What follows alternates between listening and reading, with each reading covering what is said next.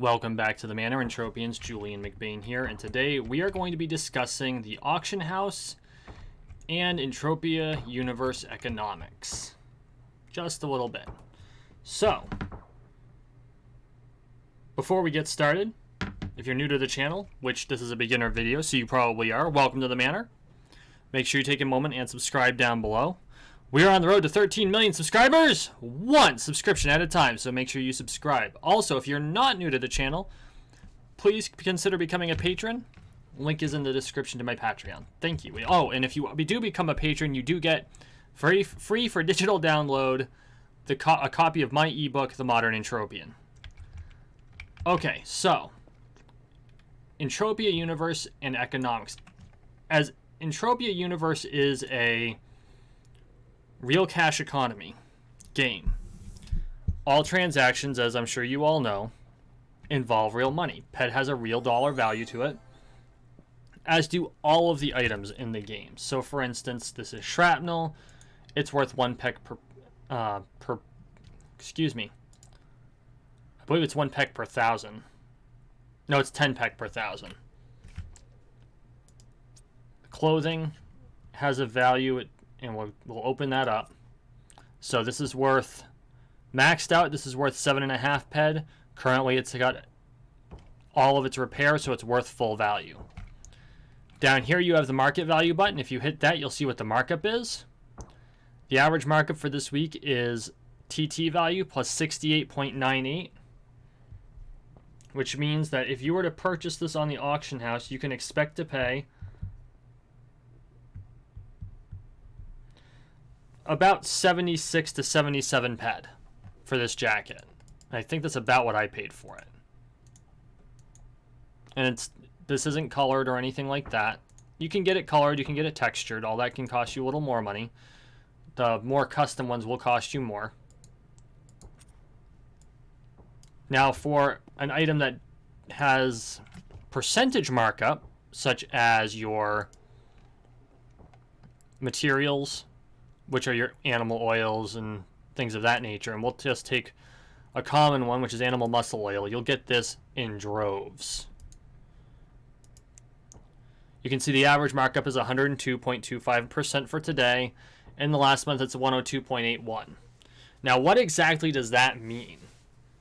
It means that when selling a stack of animal muscle oil, the person selling it got 2.81% over TT value. If they were getting 100% for it, that's straight TT value. They may as well have dumped it into the trade terminal. But they're getting this 2.81% on top of it, and that's coming from the other players, generally crafters. That's where the profit in the game comes from. The best part is we can open up the bigger graphs, and you can see how this trend has changed over time. So this is the average over the period of the week. And then you've got hide, show, markup, and graph. The red line is the trend. The blue line is sales, which often is not going to be found on the graph, because in this case it's going to be somewhere way up here. Whoops. And this is the sales trend. As you can see that the amount of animal muscle oil in any individual sale goes up and down. The total sales on this product are so high they don't appear on the chart. This is the same graph for the period of a month. As you can see, it's been as high as almost 107. This was during, I want to say this was between the two Mayhem. No, this was during Mayhem. When Merry Mayhem popped up, because the supply of animal muscle oil just bottomed out, the markup went up. But not by the trend line, and not for a huge amount of time. It almost immediately leveled back out. And if you look over the course of years, there have been a couple spikes, or over a year, but nothing major. The sales trend remains relatively consistent because it's an item that's in high supply but also in high demand. It's basically a standard commodity, kind of like crude oil, both in game and in real life, and we'll visit that here shortly. And then this is the decade. And over the decade, because of all of the changes, you actually get to see the sales trend line throughout here, the actual sales. As you can see, they're in the hundreds of thousands of PED in a given period. Hundreds of thousands of PED. Speaking of which, I mentioned oil, so let's look at oil. That's another good one to look at. Just straight up oil. We need and matters. No, let's not go with refined resources. We want, let's see, and matter elements. We should be able to find raw and matters. Texture, mind force, miscellaneous. I know it won't be in there. This should all be, oh. Crude oil isn't in here because it's not refined. Resources, here we go. Raw energy matters.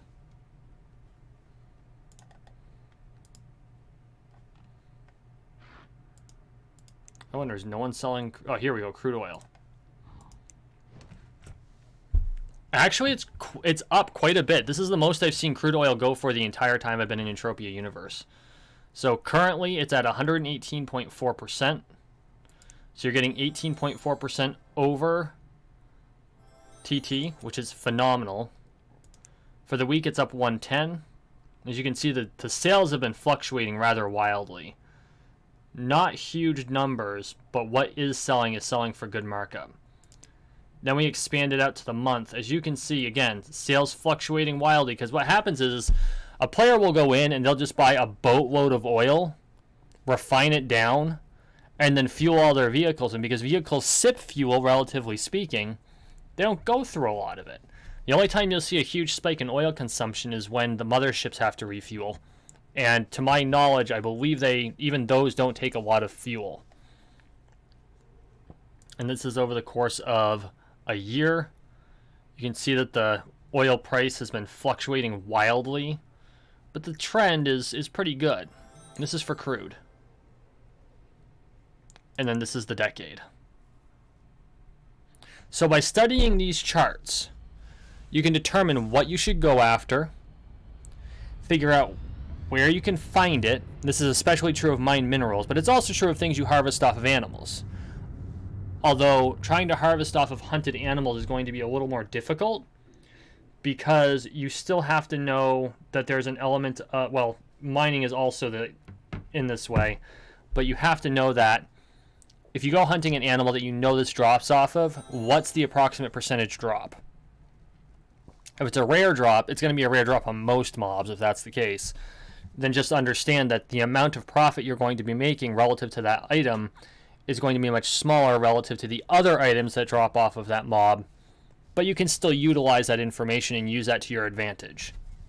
For instance, great mob to collect animal muscle oil off of are curbs, Ouroboros. And you can find curbs, well, just about anywhere, but primarily, most people hunt them at Boreas, which is here. This is also where you sweat mobs. And if you don't have the Boreas teleport, you can teleport over here to Isle of Troy and swim. Or you can run the coastline and just avoid the mobs. Alternatively, you can get someone to taxi you. But you'll find all kinds of curbs, and they trail all the way up here.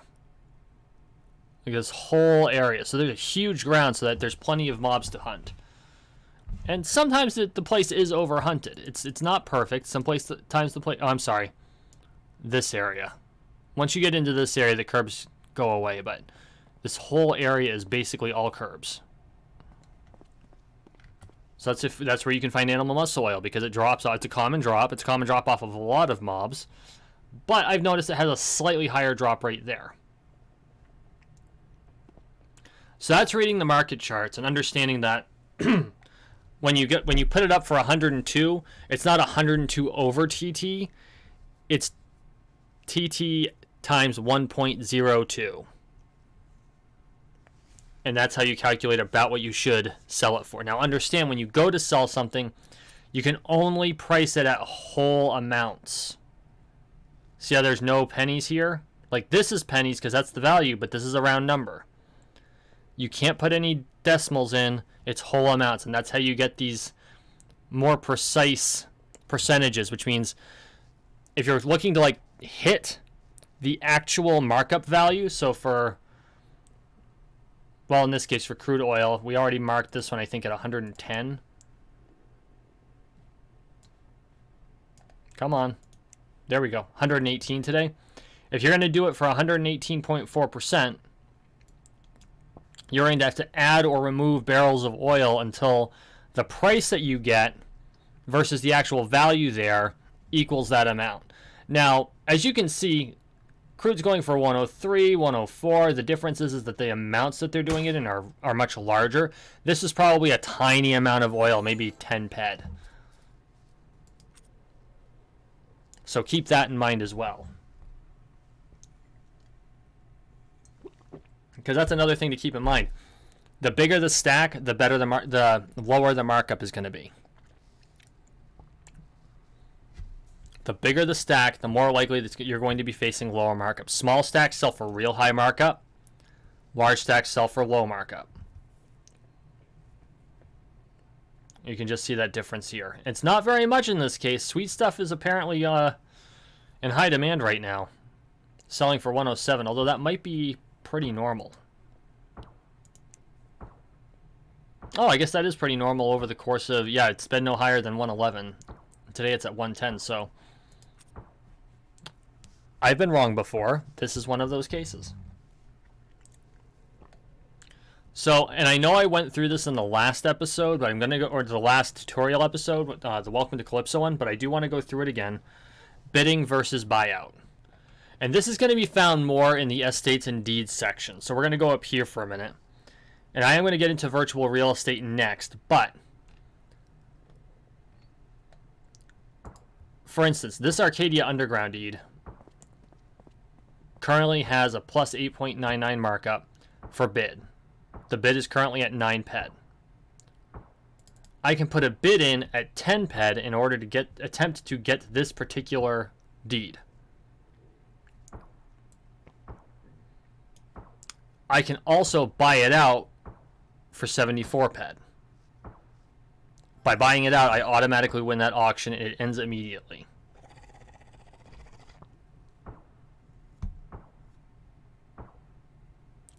So,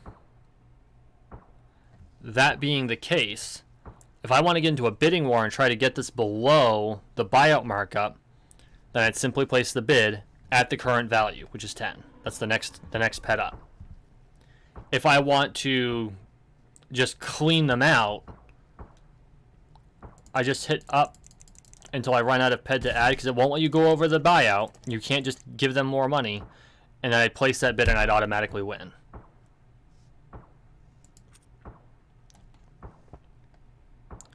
So that's the mechanics of the auction house. When you go to sell something, again, I think I went through this already, but we're going to go through it again.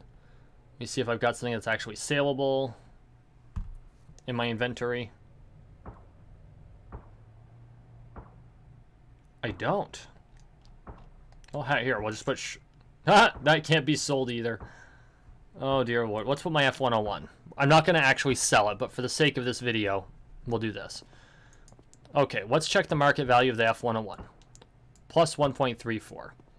Well, I'll set it up for 7 days. I'll allow buyout. I'll set it up for... The current value is 550. Set it up for 6. That's plus 0.52. So that's plus 1.5. That's a little bit above the standard markup. And then I could just put it on the auction. 7 ped. I'd make 1.5 ped off of it. And then I would be happy, right? And then people have 7 days to buy it. And if it doesn't, then it goes back into my one folder. And I still pay the 57 PEC for the auction fee. That goes to MindArc. And that's, so this is paid right away no matter what, whether I sell the item or not. My hope is that someone buys the item, which offsets it. Yes, go back. Okay. That's the auction house itself in a nutshell. Now let's talk deeds. There are several types of deeds in this game, and they are important to a certain part of the way Entropia works. Let's talk first about the most famous of them, Calypso land deeds. Actually, this might be the second most famous. We'll get into actual territory here shortly. So, Calypso land deeds give you a portion of the profits that Mindarch makes off of Calypso. It pays out once per week. I did the math on it. The return percentage on it is about 9. It's between 8.5% and 9% per year, based on the current market value of the deed.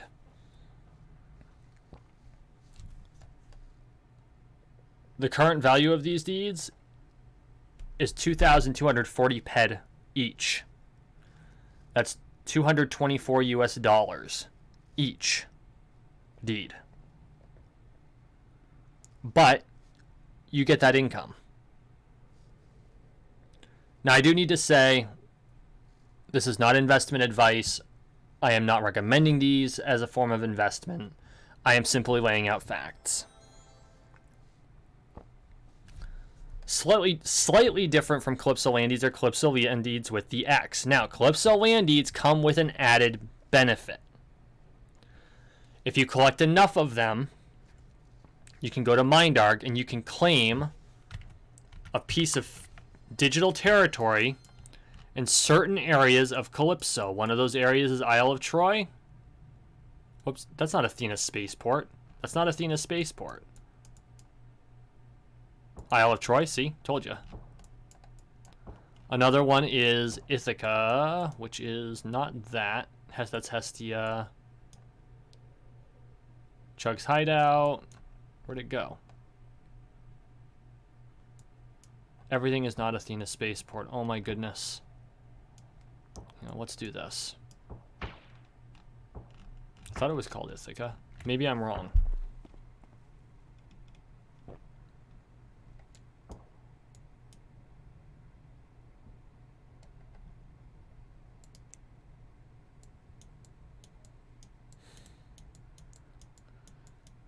You know what? I can't find it. I'm not going to spend too much time on it. But there are other areas where you can purchase estates, plots, based on the number of Calypso land deeds you have. And then you can buy things like a building to put on it. And some of them require cash, but some of them don't. You know, you can put your own house there. You can have that piece of property. And then you can do things like place pots for fruits, or you can put shopkeepers there. I think the original plan was to have cities that people actually hung out in. And what ended up happening is everyone hangs around Camp Icarus instead. But when you turn those in, they get turned into Calypso land deeds X, showing that that benefit has been used. And a new deed is created for the actual estate, and those Calypso land deeds get turned into Calypso land deed X's. The next one will be actual property. So for instance, Genesis Star Tower 8H. That is an apartment you can buy within the game. Makes sense. This one's going for about $153, excuse me. Each letter corresponds with one apartment on that floor. There are, I believe it goes from A through H, and I believe H is the biggest one. So you've got the Shikara Uojo condos, 15B. This one's going for $120. Omega 10 Beta complex. This one's going for $84. So this one's going for $56. $56.30. So it's 563 ped because it's a 10-to-1 exchange.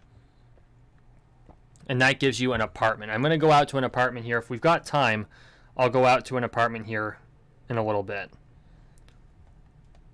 Next one's Arcadia Underground deed. Same as Calypso land deeds, but for Arcadia, and in particular a zone on Arcadia itself called the Arcadia Underground. This is Arcadia here. And Arcadia also has a moon. There are Arcadia moon deeds. Those are only available on the web shop right now, and they're not tradable at this time. The last standard deed is the Compet deed. This was to invest in a possible game that Mindarch was prepping. It ended up failing. I'm surprised Compet deeds are still selling. I don't know why anyone would want them, but they're out there. Don't buy them.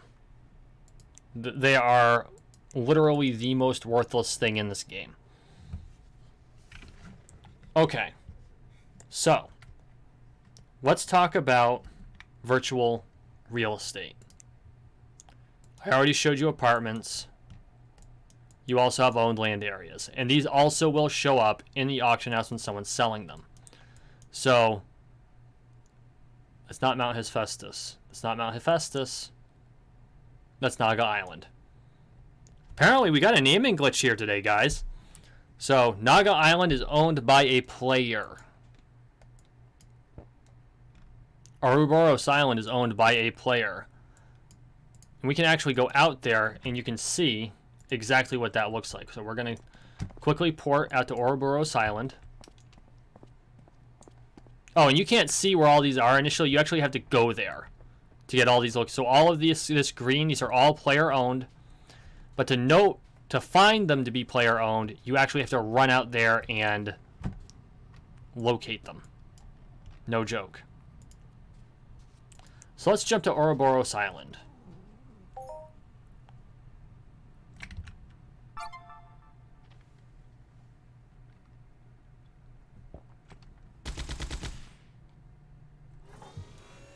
As you can see, this one has a teleporter, which costs them a pretty penny. It also has an outpost. This particular outpost is open to the public. So see, access is public. There's no restricted access. Chad Sandman Dreamweaver is the owner, and this is called Ouroboros Lodge. So we visualize this, and you see that red box? That is the extent of Ouroboros Lodge, and I think that's a revive terminal there. The owner of this can place objects anywhere within this red box that they own. Now we're going in. I believe this place... Oh! As you can see, he has set up some stuff. Looks like they're pretty well sold out of a lot of things, but this even shows the price and the markup. That's actually an update. For a long time it didn't. And it looks like he's got... Oh, he's actually selling these potted plants. So you can spruce up your own apartment. This is the fertilizing station. You use the fertilizing station to seed the land with mobs. Oh, looks like there's a televator there. Which is good, because it is a long way down. Holy hell. Oh, it looks like you can hunt merps here. That's good to know. Merps are relatively low level. This is the land area marker, and it is the loudest thing in the world, as you can hear.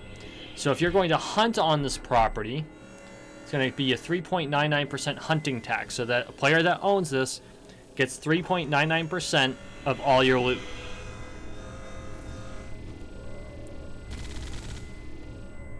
There's also a 2.99% mining tax. He allows public events to happen here. He does not allow PvP. And it looks like SatNav is enabled. I don't know what SatNav does. Oh, welcome to Merp Island. So Ouroboros Island is also Merp Island. So he seeds it all with merps. And they are all over the place. So there. This is an example of an owned land area. Now, let's go look at an apartment. So let's go down here to Treasure Island City.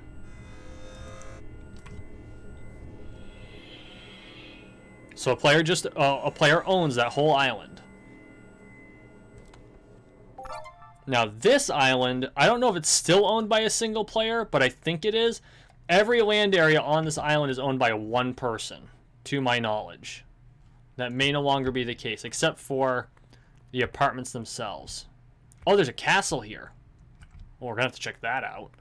I've been there, obviously, but it's been so long I forgot it even existed. So this is an apartment building. These are all apartment buildings. Players own each apartment inside. I'm going to see if I can't go exploring and show you what an apartment looks like. And these are all things you can buy in the game. Players auction their apartments off from time to time. You know, maybe they need the extra capital. Maybe they're just done playing. Maybe they decide that they really don't need an apartment anymore. I personally don't have an apartment yet. It is on my list of things to get hopefully this year.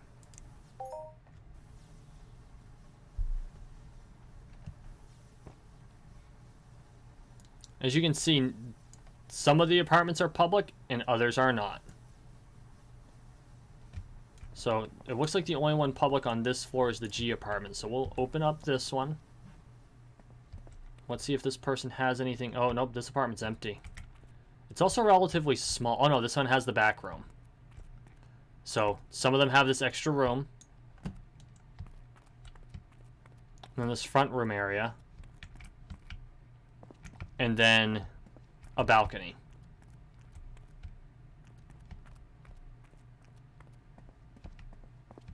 Some of them only have this space here and a balcony. Some of them have only these two rooms. And some have all three. And a player owns that. And if you own it, you can put your own things there. Let me see if we can't find one that's got stuff in it.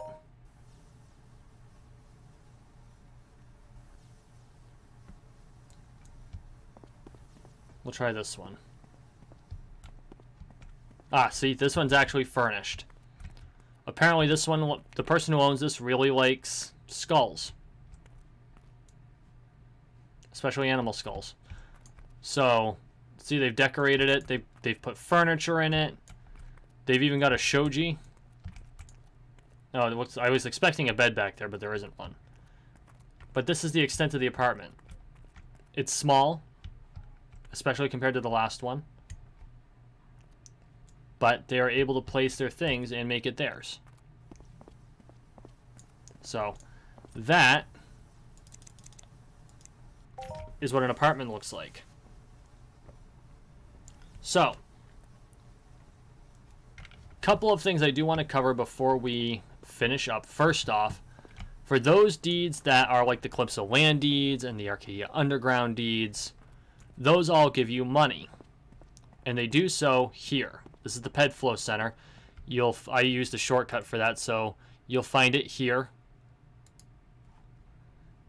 This is the amount that it pays every day. This is the amount in the accumulator.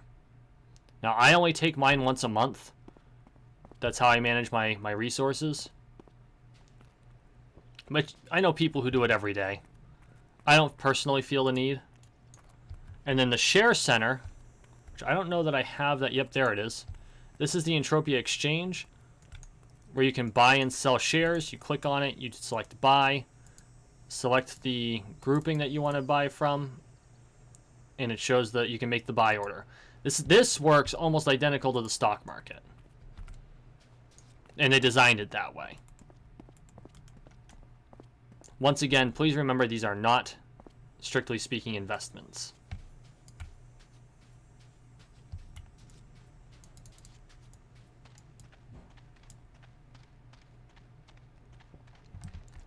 The last thing I want to go into is selling your wares. So you've accumulated a bunch of stuff and you're ready to sell. One option is, of course, the auction house. The other option is to bark. And I don't mean go in there and go woof, woof, woof. It's this right here. Want to sell, you link the item, and you put the price. Put the item, put the price. Now, I would recommend spacing it out a little bit better than Black Wolf did, but he's doing it correctly. He's designed his sales pitch correctly. There's no superfluous language. There's no extras. It's just, I want to sell this item at this price. And anyone who's interested in buying it from you is going to send a tell. You don't even have to put PST in there anymore. They just know, because that's etiquette. Now, he's doing it in trade chat. Whatever area he's in, he's going to be doing it in local chat too. Now, the two places to do this really effectively, the first, of course, is Camp Icarus for the new players. So if you're selling like Soulmate Rubios or B101s, that's where you sell those. The other good place to do that is Twin Peaks.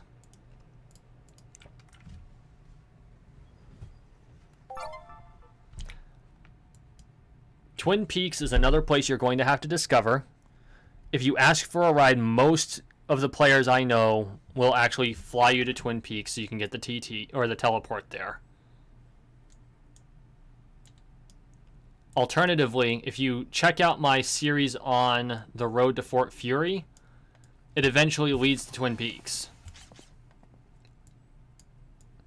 If you use that quest chain. The quest chain leads to Twin Peaks. I don't remember if the road to Fort Fury led to Twin Peaks. It's been a hot minute. These things are really pretty. They're brand new. They haven't been around very long. Really cool. Anyway, tangents. So, that is the Entropia Universe auction house and economics in a nutshell. Like real-life economics, economics in this game are very nuanced. You have to know what you need to sell, for what price, in order to get a good price on it, and in order to get good deals. But you can do it. I think economists would have a field day using this for modeling, because it has real-world consequences, so people are going to spend the time to do it correctly. So, tell me what you think. Drop a comment down below. In the meantime, thank you for watching. Thank you for listening. Please like, share, and subscribe down below. We are on the road to 13 million subscribers, one subscription at a time, so make sure you subscribe. Guys, really appreciate all your support. You all have a wonderful day.